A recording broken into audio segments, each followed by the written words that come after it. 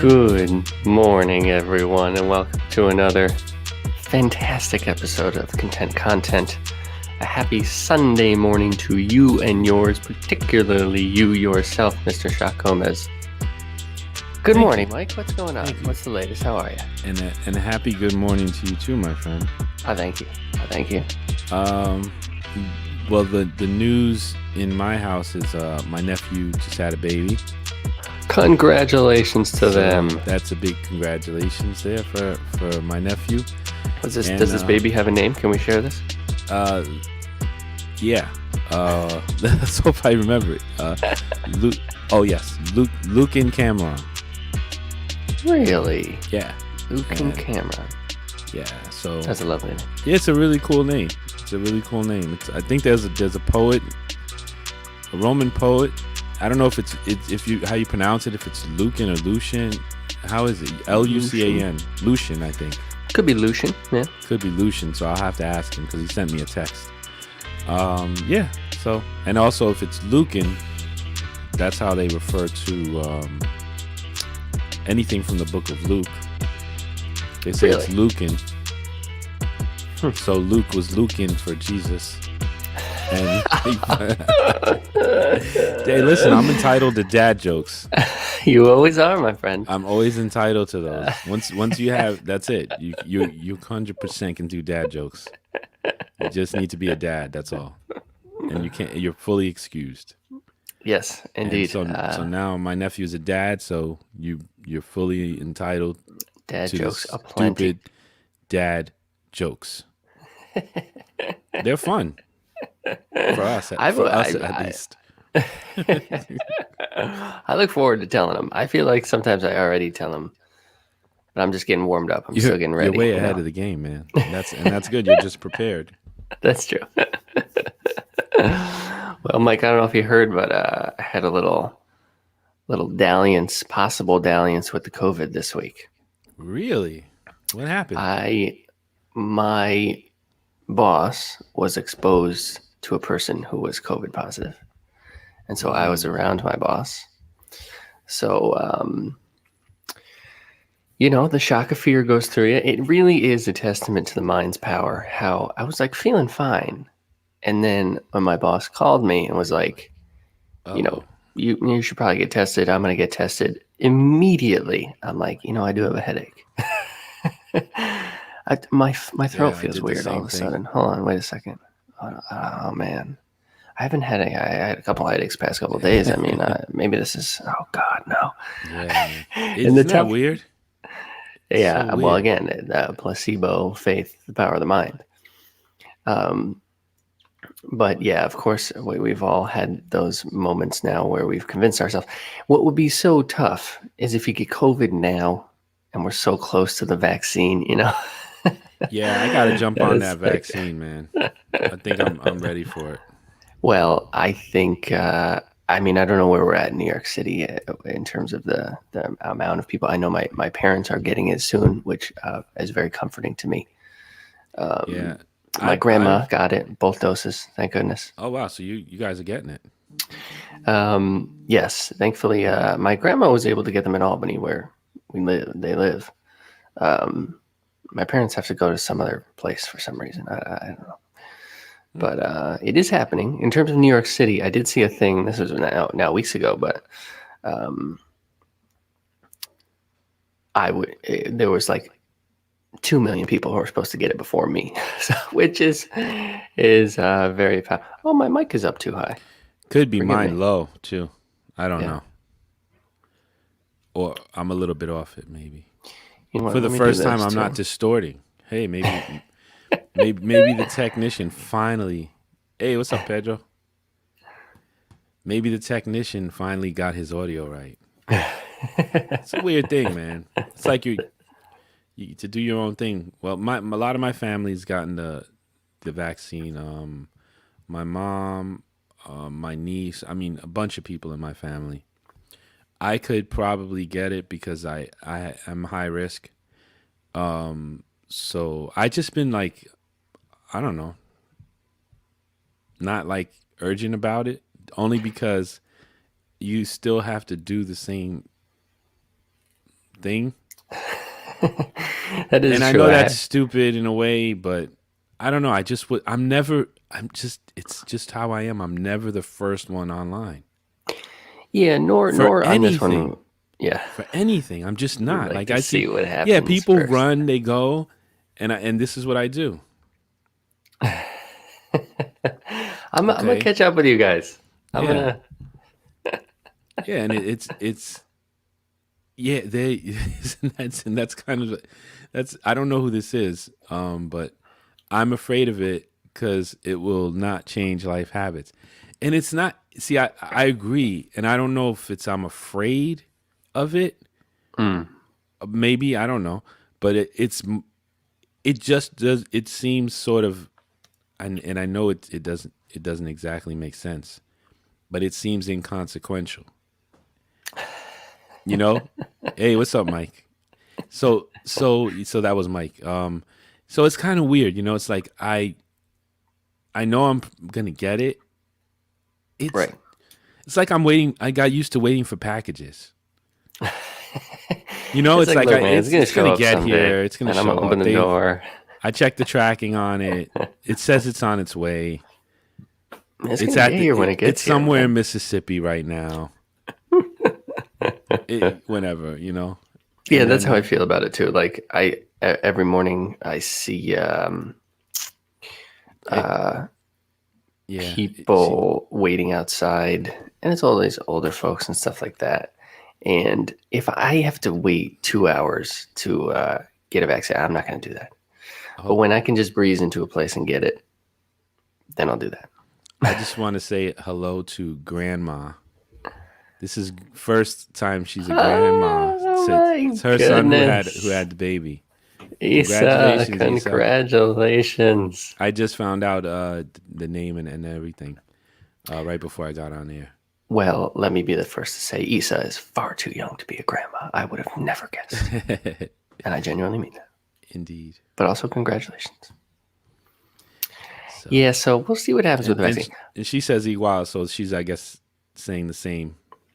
Right. And you know what? The people who are immunocompromised, and it is worth mentioning too that I have read a handful of articles that are now like, here's what you still can't do even if you have the vaccine. I know, and that's kind of why I'm not rushing. And I know It's like that's I thought I could do everything after I got the vaccine. I thought that was the Yeah, I mean, to Mike's point in there too, the efficacy of the vaccine, the long term. I mean, God, there's so many questions there. They're hardly worth opening at the moment. yeah.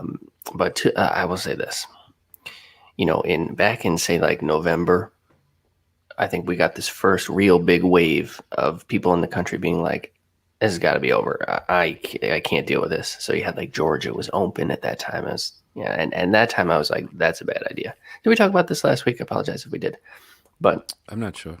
now it's starting to actually hit me also. That I'm like, "Yeah, we gotta get this."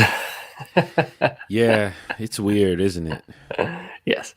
It's very weird. And just to mention this comment here, to those who got it, because this is a common sentiment too. Those who got it, God bless. But I do not trust the FDA. Has our lives in their interest. It's a money grab. I mean, that's and then there's those things too. I mean, but there's always that. It's There's true. always concern. There's always we have such a distrust of government and I it's interesting to wonder too, like if I wonder how deep that goes, like if we're just an untrusting, to jump into content world, what if when we're not trusting the government, it's just because we don't trust anybody? I just wonder about that, just philosophically. Like, is it something where I, by nature, let's say, am untrusting and I'm always like double checking and questioning? I wonder if that, because that's a good place to start in a way, to be untrusting. So I just wonder how connected that is, and also I think a lot of us, in our country have a distrust for the powers that be, and I think anything that comes along, it's like, what are they up to? Mm-hmm. So and I think that plays into it too. But I have to be honest, for me, it's more of that Amazon package. It's just it's just and the thing is true. I should be in front of it because I do have I am considered a higher risk if I was to get it, because I've had pneumonia a few times, and at my age or whatever, 46, my doctor wrote a note like for work, and he scared me when I read the letter, when I read the note he wrote. You're like, am I really sick like that? It was weird too, because I read it, and I kind of was like, damn, I got scared for me. Like, he wrote it so. That's and never good. I think, remember, I discussed this with you, just me and you. I don't think we talked about it, but on air. But it was like a type of thing where I almost was like, did he exaggerate to like get me to not go to work? And I was like, then I looked at it, and then I realized, because he was using terms for things, and like, he's a doctor. He's right. writing it, and he knows he's writing to a doctor. And so he's writing in the language. And then I looked up the stuff, and I was like, well, yeah, maybe. I guess. Oh, and then I do remember some of that stuff. I remember when that happened. I'm like, oh, maybe, yeah, okay. All right, it's kind of weird, It's got a decent point. When you throw it all out, it's kind of like a job description. Like you have like a, I don't know. I do that sometimes. Like, I read my job, not my job description that they say it is, but when you read all the stuff I do, it sounds so impressive. Yeah, very impressive. Yeah, I know. It's like, damn. Like when you just throw it all out there and you just write it all down. Wow, it is. It's like a couple of pages of, wow, man, you do that. And then when I go to work, I'm like, yeah, it doesn't. And it doesn't feel like the page of stuff, because really, when you're in the thing, it's sometimes it's just, turning something on and off. Sometimes it's, but sometimes you're in the trenches. Sometimes, it's like on a day-to-day, it doesn't feel that way. And I think that's how the health thing was. It was like on a day-to-day, but there's been moments when my health was like, oh, well. And he just threw the moments on there. And that's why I was like, I almost felt like it was unethical for me to give the note in, because I don't know if he was telling the truth. It's just not an accurate portrayal of my health. Yeah, it's weird, man. I guess when you look at something on paper like that, it really does kind of like, oh my God. Jump out of you. Well, I've often thought that, the art of resume making is really to take your sometimes meager accomplishments, certainly in my case, and bolster them up to seem very impressive. And I have many years of administrative experience, and I'm a team player and all this kind of stuff. for me, and it's I'm a tech basically, and there's a lot of equipment, and all it is just saying we can do, I can do X, Y, and Z, and it's just crazy. It's like, but it's something. It's just I don't know. I wasn't going anywhere with that. Well, I got nothing from it. Nothing philosophical. Nothing deep about it. Let me jump back real quick, Mike, about what you're saying about. I wonder if humans are just kind of inherently distrustful, or is this something that's more of a modern affliction? And Mike has some comments about this too. He says we've lived 40 plus years knowing that the fear tactic is the media's easiest way of persuasion. That's true. Of course, absolutely. Fear is so huge. It's say, easy. I would say that humans inherently, and it's very difficult to say what humans inherently are. I always really push back against what the definition of what human nature is. I read an essay by Emma Goldman who talked about this, American essayist, naturalist John Burroughs, who said that, the study of rats and mice in cages in captivity is useless, because the way that they act when they're in captivity is quite different from how they act when they're just out in the wild. So like, how are you going to judge? How are you going to wow. do? How are you going to do a test? So he's, of course, the same is true of humans too, Damn, that makes a lot of sense. right? So the way a person acts when they're in prison is different when they're have a mansion and they can do whatever the hell they want Heck whenever they yeah, want. sure. So it's difficult to say what human nature truly is, given that we're constantly doing things we don't want to do, and we're sort of locked into our lives. And so, but I would argue that if anything, inherently, humans are quite trusting, and I would put forth as evidence the fact that there's 6 billion of us now. That's a whole lot of caring about other folks. If we didn't care, there simply wouldn't be that high of a number. Yeah.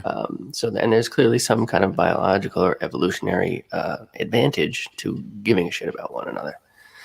And I think this fear-ridden approach to life, I can't say within the enormous specter of all of human life, but I think we are in a pretty unique panic-stricken moment that began maybe in like the 80s or 90s, but certainly from probably 9/11 forward. And the power structures that run the world are so enormous and truly global networks, international corporations and things, that they're so strong and so powerful. And like Mike said, what they have on their side, one of the strongest tools, is the mass media. And so in the past, again, 20 to 30 years, for the first time in human history, we have had almost all of our experiences mediated between a screen, whether it be a television or a computer screen or what have you. So we have much less direct experience now where you go out and see a thing and you know it's that. Well, it's mediated through this thing. And I don't know, some guy in the New York Times wrote about it, so it's probably true, but actually probably it's not true. Who the heck knows? And that has contributed greatly to, alongside there being tremendous corruption that is truly globally. I mean, the Cold War was not really a Cold War. It was fought in everywhere in the third world. It wasn't fought in Russia or the United States, but ask Latin America and the Middle East and Africa how the Cold War went for them. It wasn't great. But, in America, well, we don't talk about that. Just consumerism. Just buy the stuff and go to the shopping malls and everything. Mm-hmm. We have drifted to a point now where we're not really living in reality if you listen to that television all the time. Yeah, definitely. And the thing about it is fear hits the nail on the head. It's the hammer for this one. Big time. Because fear, I was having a conversation with somebody about catastrophizing. And fear is, and you think about that, and then you also can think about, good morning, Anna. So you can even think about like, fear is like the number one tool to control someone. And fear makes us behave in irrational ways. And we were talking about catastrophizing because it's something a lot of people do. Catastrophizing, for anyone, you can kind of tell what it means by the word, but it's, psychologists use it to describe when you think of, let's say, tomorrow.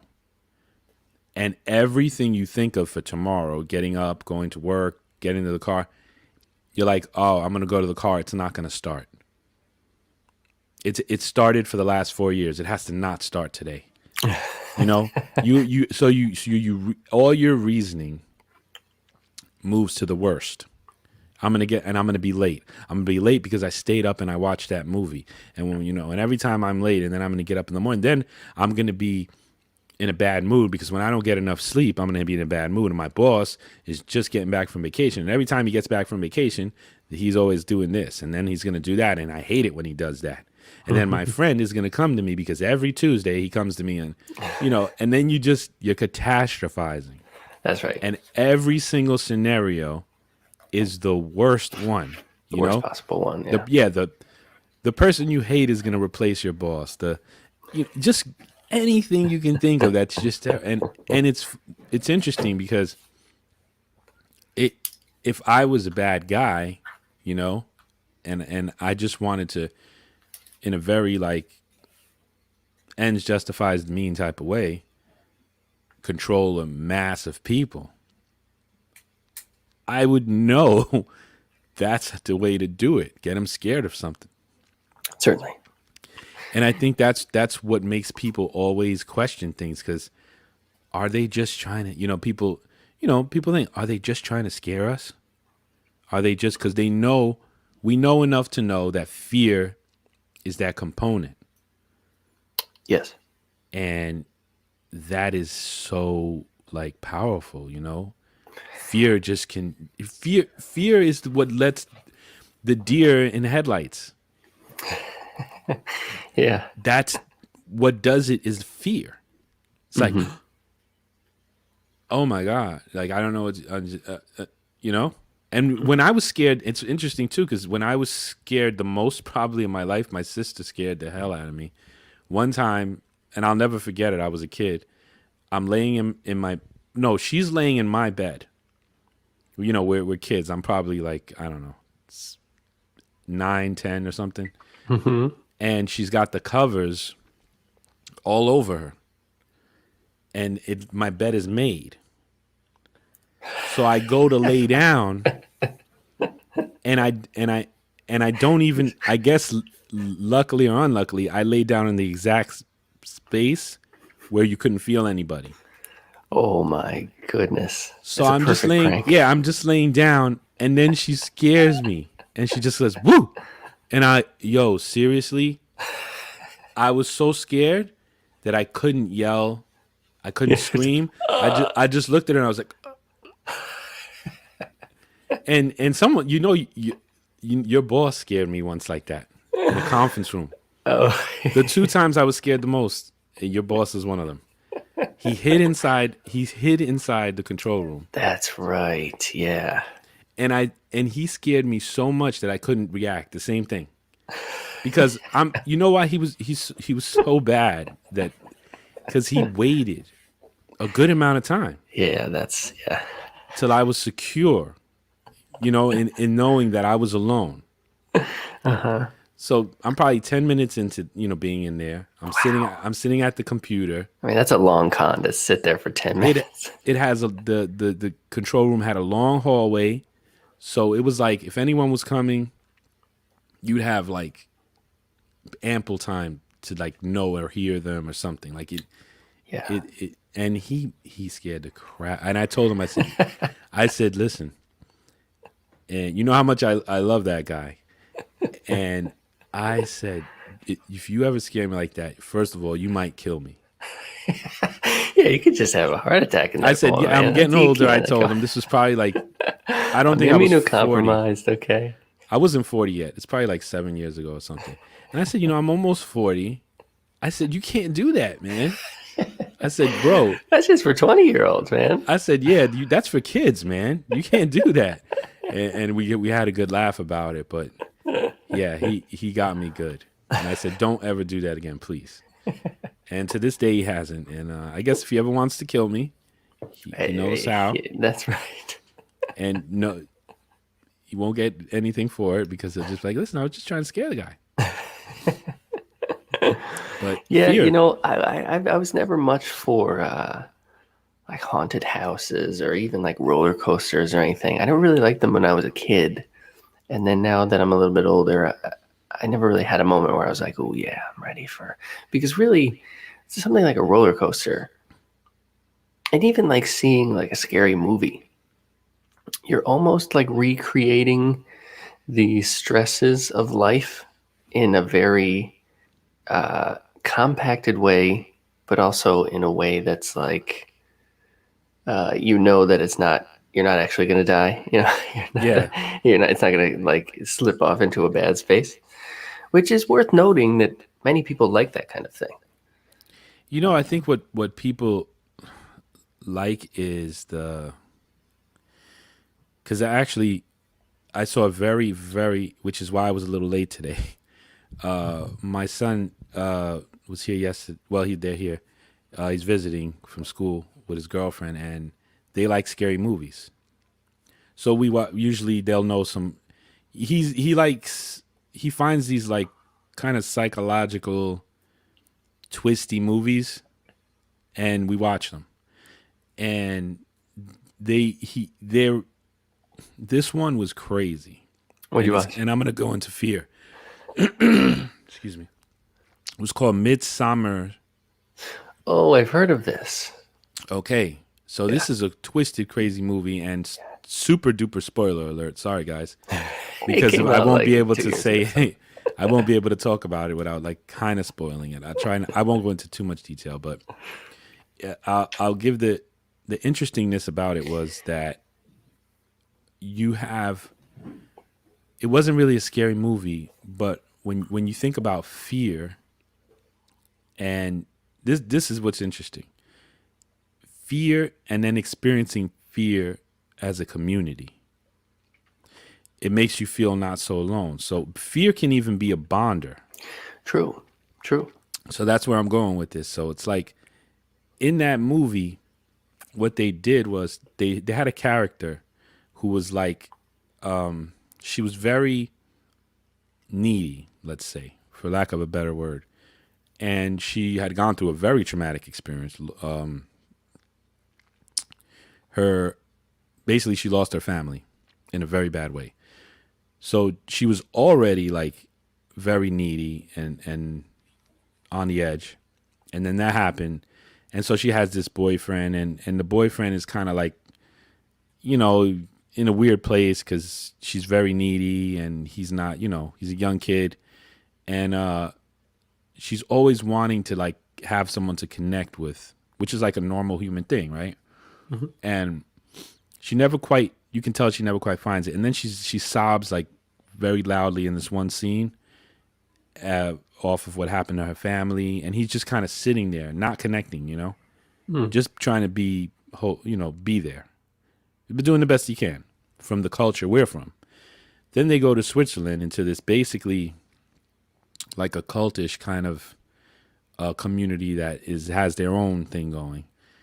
And then the community's thing, in bizarre and shocking ways, tries to experience whatever the center person is experiencing.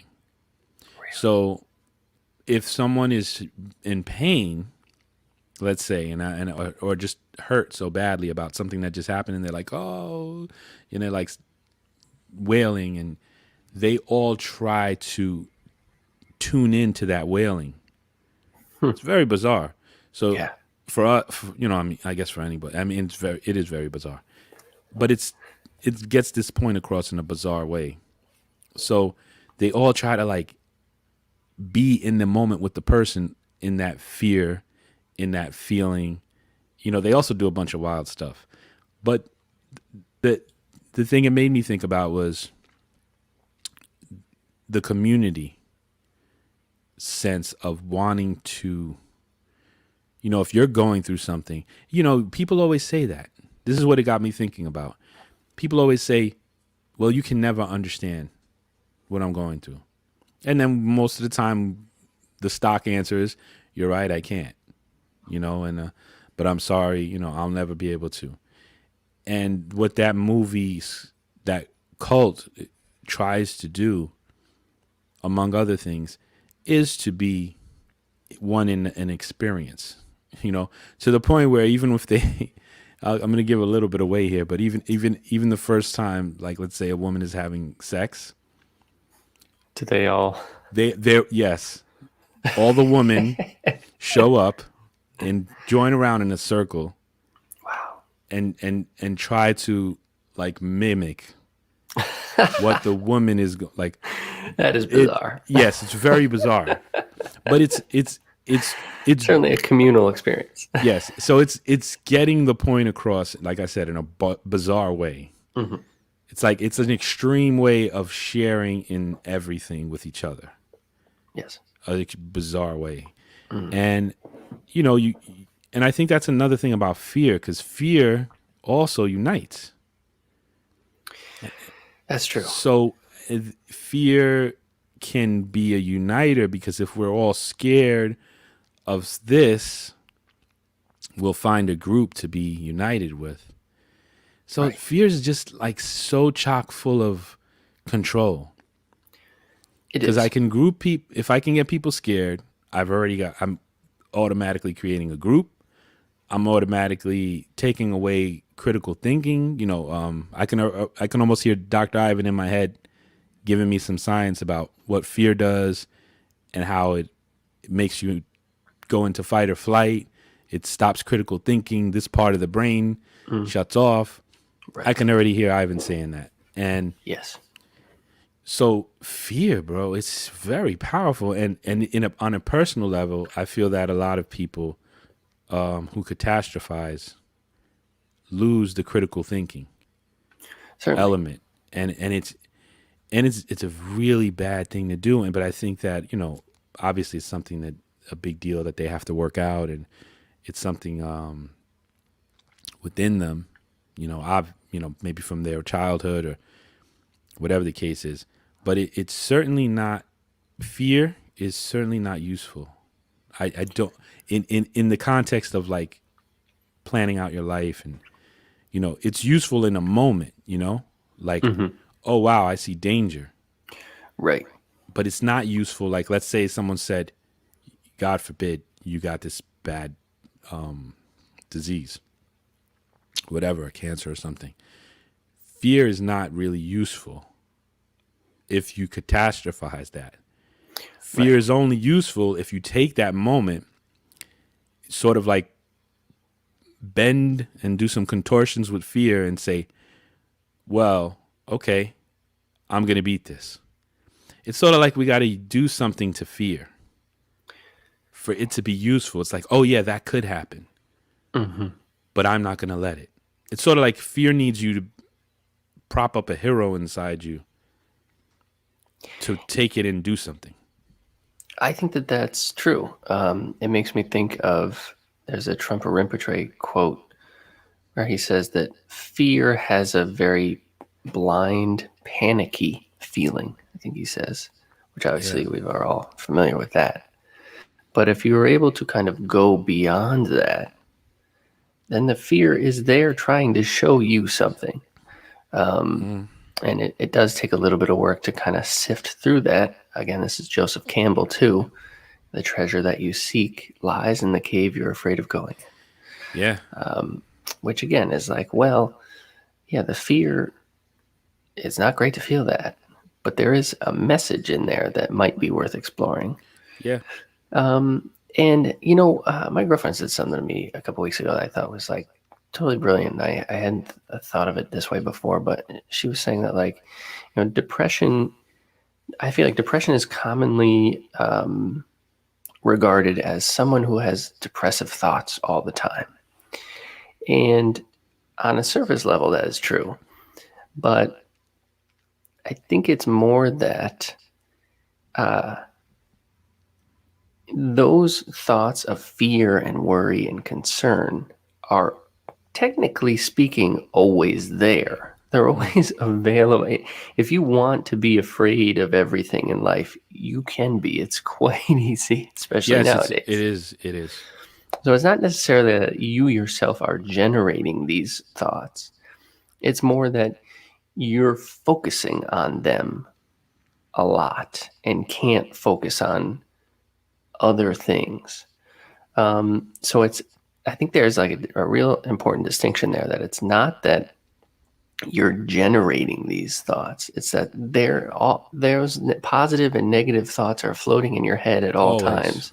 And whatever mechanism inside your head is focusing on these negative thoughts and things. So the flip side of that, I guess, would be that there are positive thoughts there as well. Now, again, the mechanism that chooses which ones we're going to engage with, we only have a certain amount of control over that. I always say there's a difference between intellectually understanding something and integrating it into your being. The former is not so hard. The latter is quite difficult. But could there be something to be said for being less afraid of fear? That seems like a dumb thing to say. And in the I don't think abstract, so. it might be easier to talk about. And it depends. Obviously, there are certain things that are just quite scary, and you need to be quite concerned about them. And evolutionarily speaking, fear. It was good to run away from that tiger so that you could live to see another day. What does Mike say here? How many people in today's society suffer from panic and anxiety? Forcing fear down our throats is selling antidepressants. It's all business to me. I am very much afraid that is indeed the case.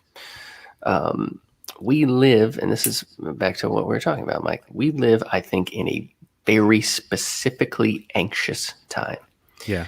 And another thing, I'm cribbing a bunch of things here from this British documentarian, Adam Curtis, who just came out with a new documentary called Can't Get You Out of My Head. Fantastic stuff. Super interesting. Where's that showing? I'd like to see that. Honestly, it's on YouTube. He made it for the BBC. All of his documentaries are incredible. He's like one of the most brilliant dudes I've heard speak. But he delves into a lot about like this sort of modern quandary that we find ourselves in. And one of the things he says is that we're living in a tremendously self-conscious time. That, particularly in the Western world, everybody feels pretty self-conscious. And everybody almost acts like they're being watched all the time. And as an example, did you ever watch like an interview show that was on television in the 60s? I'm very into this folk singer named Phil Oakes. There's a clip of him on television in 1966. And he's playing a couple songs and the lady's asking him some things. And he just has absolutely no idea how to like be on television. So she's like trying to get like substantive answers about his artistic process out. You're like, wow, that song was based on an Edgar Allan Poe poem. So were you a big fan of Poe? And he's like, yeah, I just learned it in high school and I wrote the song. So was it like a big process for you to, as obviously you have tons of influences. Yeah, I just kind of sat down and I wrote it. It's like, if you walk up to any person on the street now, if it's a local news interview, they know how to be on TV. Well, I don't know. I was walking down the street, and then all of a sudden he came out of nowhere. I didn't know what I was doing. Some people play up to it like excellently. Have you seen those funny videos? I know you've seen some of them. Yeah, of course. The news guy just asked someone, and someone's like, they unload. I was inside the house, and then it's like you're right. They play up to it. It's true. Those are great videos. Knows how to do that now. Mm-hmm. That's a good point. And even like if you see people in bars or whatever, back when that used to be a thing, and you feel it yourself. Now the bizarre paradox of this is that we live in a more individualized, more atomized, more singular time than any time in the recent past. So we are tremendously self-conscious, and yet no one's watching us. We're being watched maybe by your computer, but not by your the people around you in your life. Yeah. So we're actually just being self-conscious, watching ourselves, which is a tremendously anxiety-inducing way to go through life. Very much so, because you made me think a ton of things while listening to you. One of the things you made me think of is God sees everything. Santa, he sees you when he knows when you're asleep. So there's always been this kind of thing where, whether it's God, Santa, whatever, there's someone watching to kind of get you to behave. Wow. Yeah, right. So it made me think of that, and it's sort of like now we're in this technological age, and this, in quotes, enlightened time, where we know everything, and the arrogance is just stupid, if I might say. But yet, even the most arrogant are prey to this fear beast, Sure. So now you're, God's not real. That's stupid. Yeah, come on, Santa. What's wrong? Don't teach your kids that.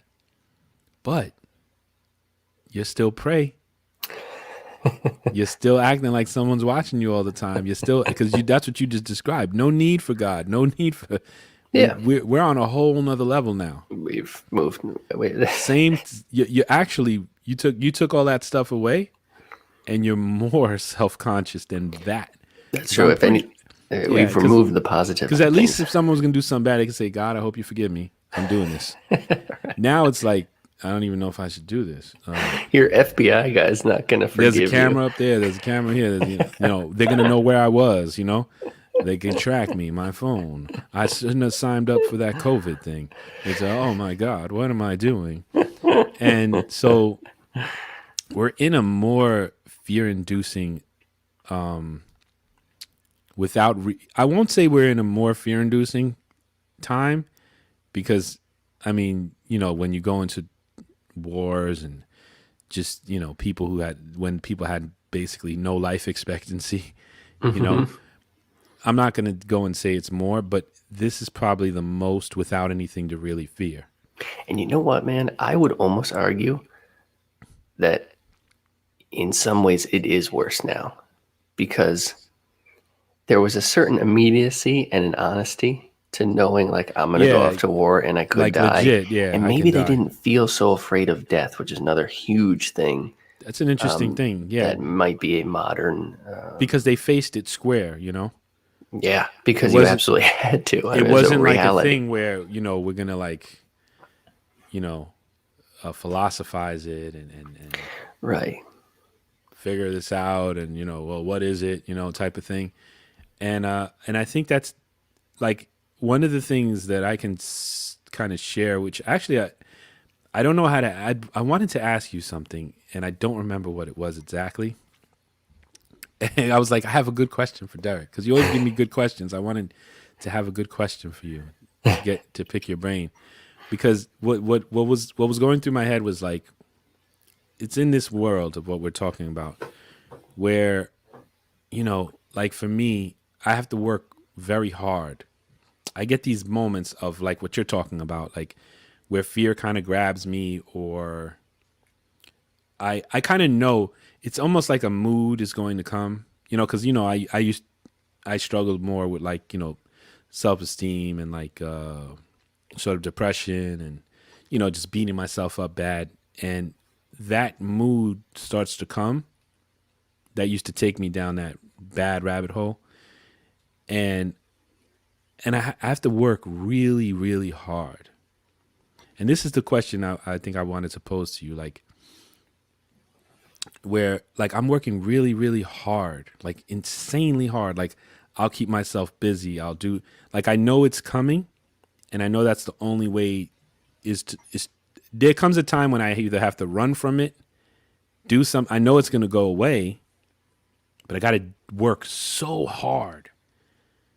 And then I think the question I was asking myself was, is it normal to have to work so hard and put so much effort to not be in a bad state or fear or depression, or, is that normal? That was something I asked myself, and I just kind of wanted to throw that at you, like, what is it? Not maybe is it normal? I don't even know how to ask the question.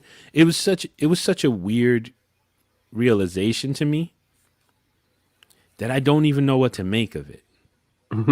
Yeah, and that's why I wanted to throw it at you, because I was kind of stuck, and I was like, I don't know what to even make of this. Is it normal to?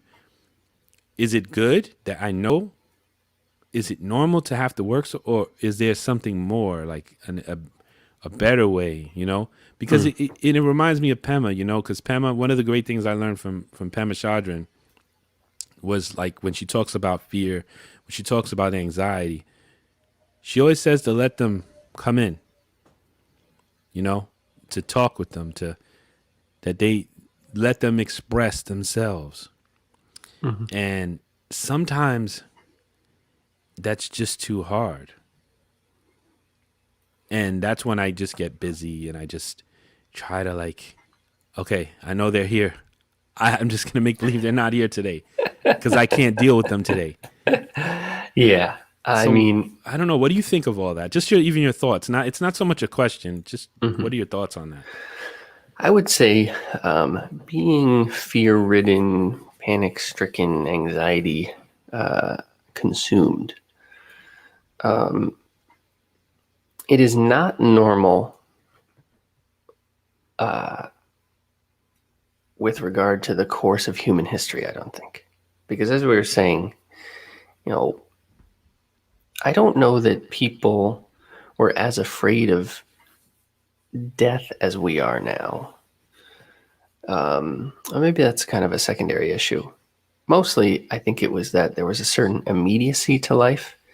And I know I mentioned this, but I think it cannot be understated the difference it makes when your experiences are always immediate and in front of you and happening.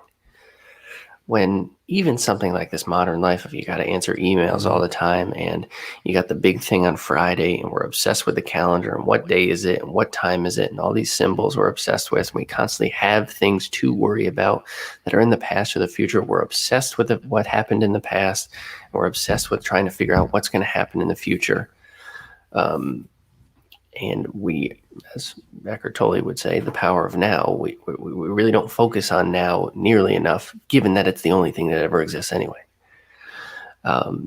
So I think we are living in a specifically fearful, anxiety-ridden time with regard to all of human history.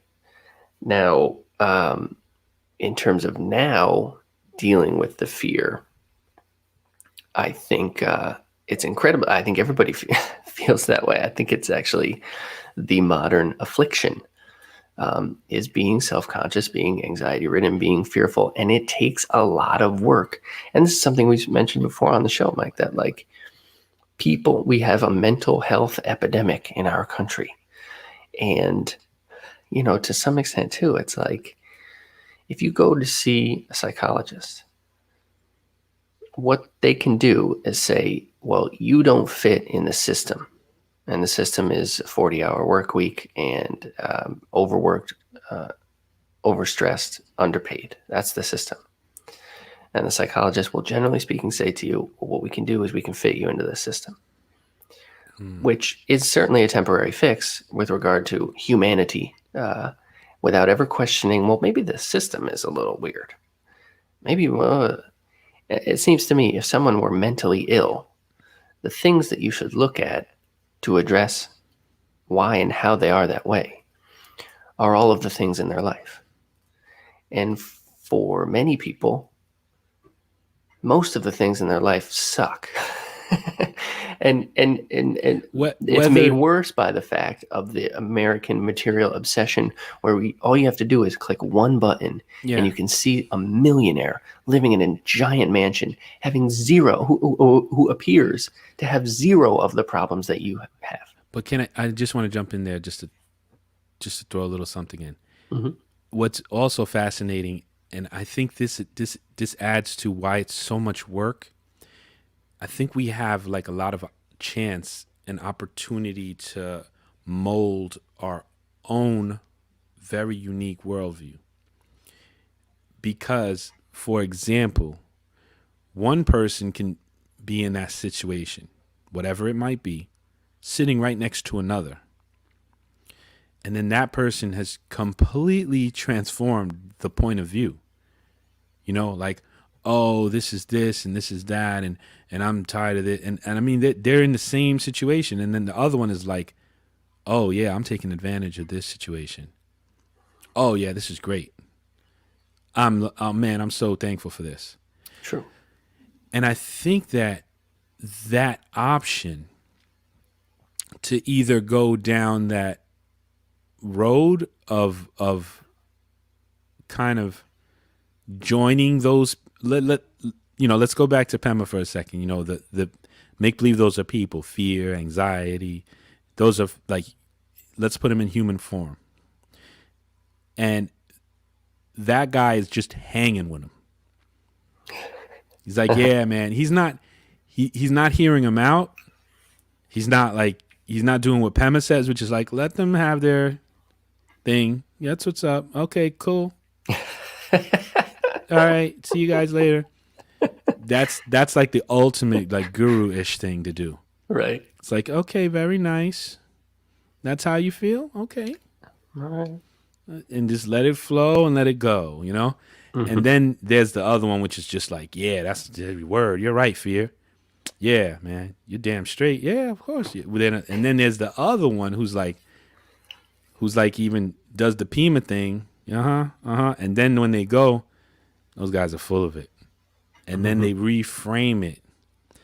And I think that is sometimes you're just too taxed. That's a lot of work I just described. Yeah. That's a massive amount of mental work and energy that has to go into listening to them, then restructuring and saying, wait a second. No. I'm going to look at it like this. And this is really what it is. And now you're inventing and being imaginative, because at the end of the day, we can all die in a minute from now. At the end of the day, you know, catastrophize to the extremes, and those are real possibilities. Mm-hmm. So, but it takes mad work. And this leads us right into John's question here. He says, thanks for sharing that. Is there more effort in facing them or avoiding them? Which is what wonderful question. Wonderful question. And I want to jump on this, Derek? What do you think? I'd say avoid them at all costs. All right, guys, that's it for today. Thank you. Have a good one. We'll see you next. You know, I think I'm going to dare say something. I think it's the same effort. I think it's the same because if you face them, you're dealing with it. It's hard work. And let me tell you, I avoided them. I think it was yesterday, and that was hard work. Like, it wasn't easy to avoid them. I had to, like, you know, I'm shredding paper from my file cabinet. I'm like just doing stuff. I'm just doing things. Like, I'm just being busy. And I'm like, okay, yeah, well, what's next? Let me do that, and let me do. Oh yeah, I've been meaning to do this, and it's just like this busyness. To not, I mean, I turned it into productivity because I did something that I've been meaning to do. Good. So it was something got out of it, but I didn't feel like having tea with them yesterday. So but it was still work. It was still work. So I don't know. I mean, that's a tough. John, what do you think? I'd like to hear what you think about that, John. I really would. Well, I would say about this that, as with so many things, it's difficult to paint with a broad brush, and it's kind of it can be a case by case basis kind of thing. But let's use the example of pulling off a Band-Aid. So there's two ways to do it, of course. Is to just yank it off, or to slowly pull it and pull it. So the former being facing the problem, the second being trying to avoid it. How much pain do you think there is in each of those instances? Because you could argue that it's ultimately the same amount of pain. But you either get it in little teeny tiny doses, or you just say, this is going to hurt. Here we go. Shapa. Yeah. And so if the pain is ultimate, the effort is ultimately the same amount, you could argue intuitively, I'd rather just get it over with. Yeah. And the only caveat I would have to that is certain things, when you avoid them, they do become much, much bigger than, Mickey says that's called supplementation or supplementation. I'll have to look that up. Yeah, I got to look Mickey. that up. certain things, like if you face your alcoholism when you are a year into it, that's better than avoiding it for 20 years, destroying your entire life. And, so there are certainly instances where avoiding things is absolutely the wrong thing to do. So I would say the work of life is learning to face them actually as quickly as possible. I would say and so even too. if it leads you down a more stressful path in the immediate, it will, generally speaking, be better in the long run. In my defense here, I often face them. I just didn't want to see them yesterday. Well, that's the thing too, that was man. the I thing. mean, I was like, you know what, man? I'm freaking having tea with you guys all the time. I got no tea left. I was like, you know what? Just freaking leave me alone today. So I just avoided them. It was like, it's like they're wearing out their welcome. Yeah, exactly. Like we're You're the having so house much guest damn that tea. They're stays. coming all the time. They're Bring staying your own over. tea. Sometimes they stay over. The grocery street's down the store. You could get your own tea Yeah, once. and yesterday I was like, oh, here they come. I was like, screw them. I'm like I'm gonna make believe I'm not home. Don't answer. And I went into my file cabinet and I basically eliminated over the last couple of days. I've eliminated a big 3-drawer file cabinet. Good for you, man. Oh god, that has to feel good, I right? 3 big bags of shredded paper yesterday. And yeah, I mean, just that's what I did instead of facing them. But I like what John says here. Let me just say this real quick. He goes, "Why are y'all still here?" Yes, exactly. Yes, exactly. Oh my god! It's like, you some know point what? you gotta That's start what, paying rent, guys. John. Honestly, bro, like I'm doing this whole album. I wrote this book. I've been dealing with these pricks, like constantly. It's like, oh god, like freaking leave me. Like it's like they got nobody else to talk to. Yeah, Like go bother that. And they're like, no one's talking to us, Mike. You're the only one who talks to us. It's like, okay. Then I should have never talked to you in the first place. Yeah, it's I like, guess. geez, I man, should you have guys avoided you. It's like I feel like I've gotten a lot from this relationship with you guys.